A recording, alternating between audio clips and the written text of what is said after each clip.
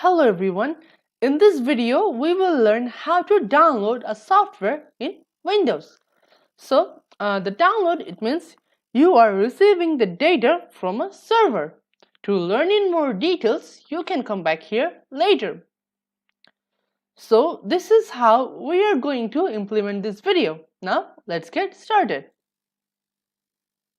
So now, I'm going to open the Microsoft Edge. Now, I'm going to click on Google and search for the 7-zip download.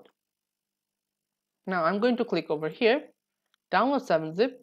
Now, I will just select the version that is compatible with my Windows. So, my one is a 64-bit. So, I'm going to click on this. So, now it is being downloaded. So, this is how you can download a software in Windows. So, now let's have a look at the summary. So, in this video, we have covered how to download a software in Windows. Thank you for watching.